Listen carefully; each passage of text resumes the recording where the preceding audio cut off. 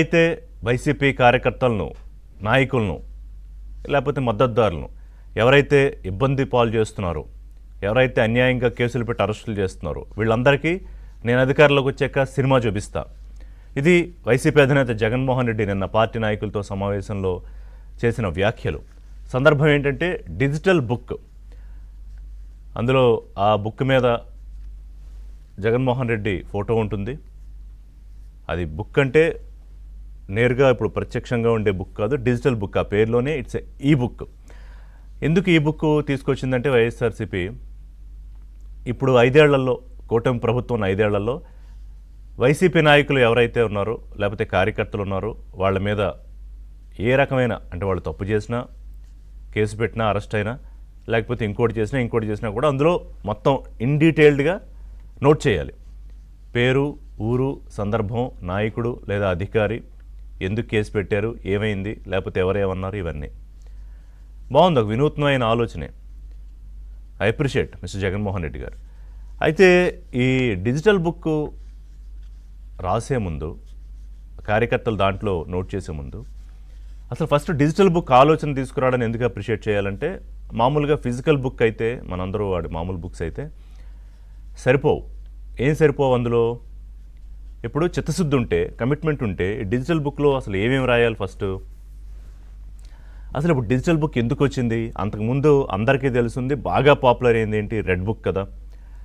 Red book వచ్చిన నేపథ్యం ఏంటంటే 5 ఏళ్ల పాటు జగన్మోహన్ రెడ్డి అధికారంలో ఉన్నప్పుడు కూటమి నేతలు, అప్పుడు ఇంకా కూటమి ఏర్పాటు కాలేదు, లోకేష్ రెడ్ బుక్ తీసుకొచ్చి చూపించినప్పుడు ఆయన ఆ రెడ్ బుక్ అనే కాన్సెప్ట్ ఎందుకు తీసుకొచ్చారంటే, టీడీపీ నాయకుల్ని కానీ చంద్రబాబు నాయుడుతో సహా, లోకేష్తో సహా ఎవరిని బయట తిరగకుండా, ఒకవేళ తిరిగినా, మరి ఎలా తిరిగారు సార్ బయట లోకేష్ గారు అంటారు, తిరిగిన కండిషన్స్ అప్లికబుల్. అది ఒక దశకు వచ్చేటప్పటికి ఏమైందంటే, లోకేష్ మాట్లాడడానికి వీలు లేకుండా, ఆయన చేతిలో మైక్ లేకుండా చేశారు. జనాలకు కనిపించడానికి కింద ఏమన్నా ఒక హైట్ ఏమైనా పెట్టుకుంటే ఒక స్టూల్ లాంటిదో, చైర్ లాంటిదో అది కూడా లాగేశారు. చంద్రబాబు నాయుడు బయటికి రాకుండా గేట్లకి తాళాలు వేశారు.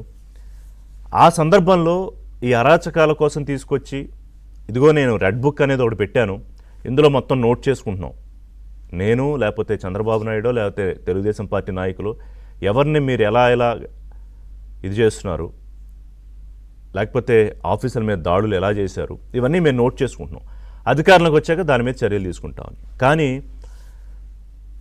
గవర్నమెంట్, కూటమి గవర్నమెంట్ వచ్చాక ఆబ్వియస్గా పాలసీ మేకింగ్స్ లేకపోతే గవర్నెన్స్ ఇందులో కొంచెం బిజీ అయిపోయి ఆ రెడ్ బుక్ పక్కన పడేశారు. నేను అనుకోవడం పక్కన పెట్టారో లేకపోతే పడేశారో. సో అది దొలపలేదు కాబట్టి ఆ రెడ్ బుక్, ఈ డిజిటల్ బుక్ లాంటి కొత్త బుక్కులు పుట్టుకొస్తున్నాయా అనేది ఒకటి చర్చ.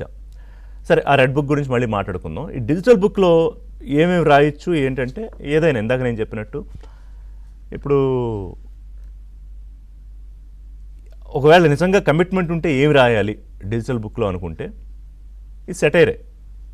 ప్రజావేదిక దగ్గర నుంచి, అంటే ఏది, జగన్మోహన్ రెడ్డి అధికారంలోకి వచ్చినప్పుడు తెలుగుదేశం పార్టీ ప్రభుత్వంలో ఉన్నప్పుడు ప్రజల డబ్బులతో కట్టించిన ప్రజావేదిక, ఆ ప్రజావేదిక కూల్చివేత దగ్గర నుంచి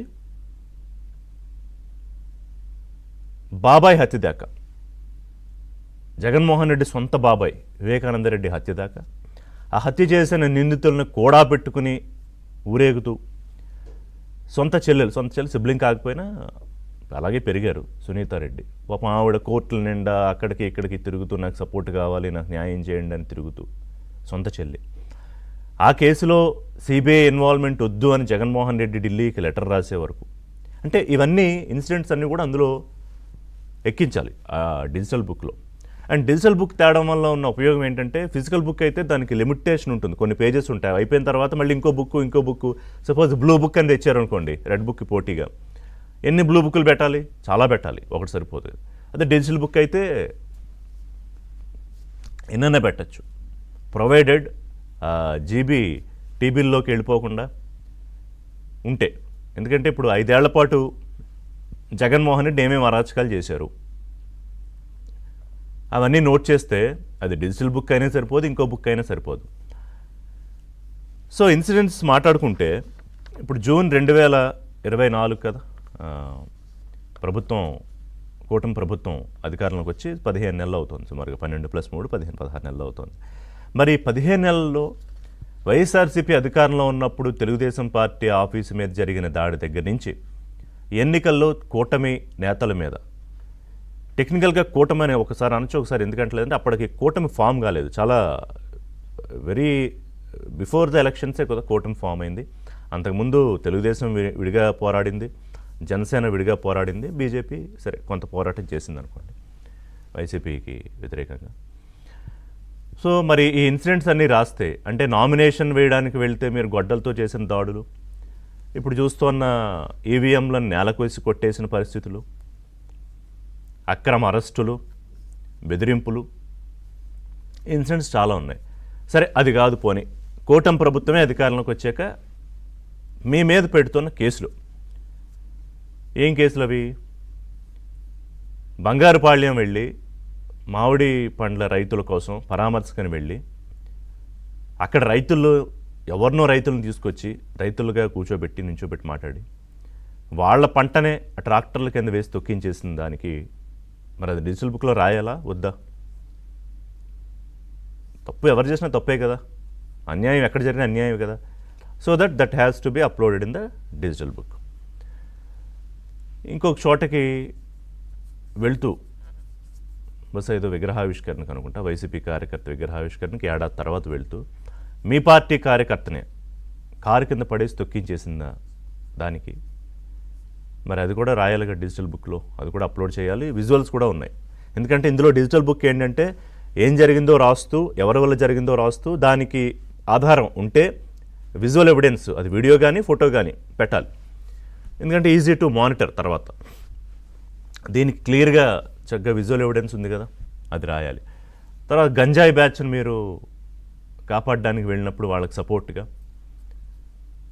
తర్వాత ఇంకా 2-3 సందర్భాల్లో మీ పార్టీ కార్యకర్తలో, నాయకులో, లేకపోతే మీ మూకలో కొంతమందో రప్పా నరికేస్తాం, టీడీపీ నాయకుల్ని కార్యకర్తల్ని రప్పా నరికేస్తాం అని, దానికి ఇంకా ముందుకెళ్ళి పేర్ని నాని లాంటి మాజీ మంత్రులు, సీనియర్ నాయకులు రాత్రి ఏంటరా పట్టపగలేళ్ళి నరికేయండి అని రెచ్చగొట్టిన వాటిని మీరన్న ఈ డిజిటల్ ఎరాలోనే, డిజిటల్ బుక్లోనే మీ ఫోన్నే వెపన్స్గా మార్చుకోండి, మీ ఫోన్ ఒక గన్లాగా మారాలి అని మీరు మీ యువతని రెచ్చగొట్టిన సందర్భాలు. అంటే చెప్తే గంట టైం పడుతుంది, ఇప్పుడు 8 గంటలకు మొదలెట్టాం కదా, 9 గంటల దాకా చెప్పగలను నేను.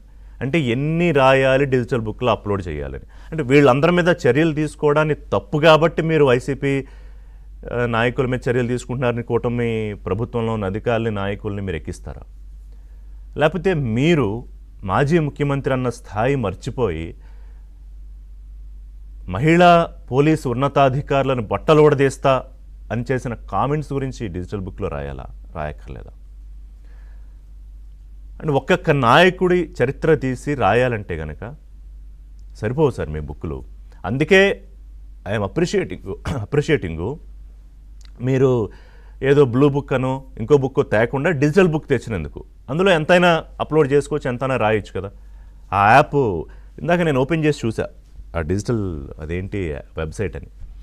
అది ఒకటేమో చాలా ట్రాఫిక్ ఎక్కువ ఉండిపోయి ఓపెన్ కాలేదు. సరే, ఇంకోటి vyysrcp.com అని db.vyysrcp.com అది ఓపెన్ అయింది. అందులో ఒక ఫోన్ నెంబర్ ఉంది, ఫోన్ కూడా చేసి చెప్పొచ్చు, లేదా అందులో అన్నీ అప్లోడ్ చేయగలిగితే. కొంతమందికి ఆ టెక్నాలజీ లేకపోతే ఫోన్ చేసి కూడా చెప్పచ్చు.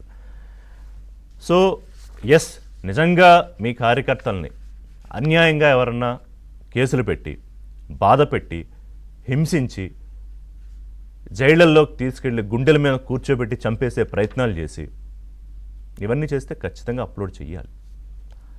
ఎందుకంటే ఇప్పుడున్న మంచి ప్రభుత్వం ఎలాగూ రెడ్ బుక్లో ఏం రాసిందో మర్చిపోయింది, ఆ బుక్ కూడా పక్కన పెట్టేసింది. గౌరవ మంత్రి గారు లోకేష్ గారు కొంచెం బిజీ అయిపోవడం వల్ల ఆ బుక్ కూడా పక్కన పెట్టేశారు.